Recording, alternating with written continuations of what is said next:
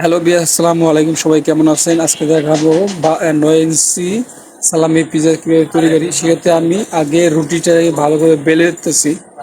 দেখেন কিভাবে আমি রুটি আমরা বেলতে আছি। তো এইভাবে 9 ইঞ্চির রুটি বেলে থাকি পিজার জন্য। সম্পূর্ণ ভিডিওটা দেখতে থাকেন। আমার যেহেতু আমি এখন রুটিটারে 9 ইঞ্চি বেলবো।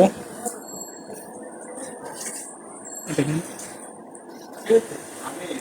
আমার 9 ইঞ্চি বেলা কমপ্লিট হয়ে গেছে। এখন আমি পুরো প্লেটের ভিতরে সাজাবো। প্লেটের ভিতরে ভালো করে এটাতে দিয়ে তারপর সস দিব। পিজার যে সস থাকে সসটাকে আমি ভালো করে এটা ভালো করে দিব। পুরো আমার দেওয়া হয়ে গেলে এখন আমি চিকেন দিব। পিজার যে চিকেনগুলো থাকে এই চিকেনগুলোকে কমপ্লিট করে মানে চতুর্থ সাইডে ছড়াইয়ে ভালো করে দেবো।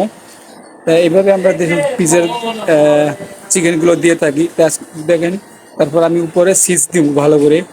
চতুর্থ সাইডে সিজগুলো ঢেকে দেবো সুন্দর করে। তারপর আমি এখন সিজগুলো আমার দেওয়া কমপ্লিট। তারপর তারপর আমি সালামির চিকেনগুলো সুন্দর করে বিছিয়ে দিতে আসি। এই দেখেন সুন্দর করে বিছিয়ে দেওয়া আমার কমপ্লিট হয়ে দিতেছে। দেখেন সুন্দর করে বিছিয়ে দিছি।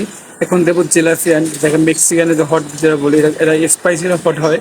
এটাকে আমি ভালো করে দিয়ে তারপর আমি ক্যাপসিকাম দিতে আসি। দেখেন ক্যাপসিকামটা ভালো করে সুন্দর করে সাজিয়ে দিতে আসি।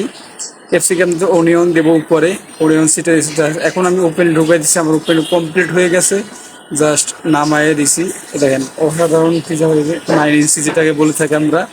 তো এভাবেই আসলে পিজাগুলো বানিয়ে থাকি। যেহেতু ভিডিও যদি লম্বা না হয় সেক্ষেত্রে আমি শর্ট ভিডিও বানাই আপনাদের সাথে শেয়ার করলাম। যদি ভিডিওটা ভালো লাগে থাকে অবশ্যই লাইক ও শেয়ার করবেন। আর এই পিজাটাকে আমরা 8-6 পিস করে থাকি যেহেতু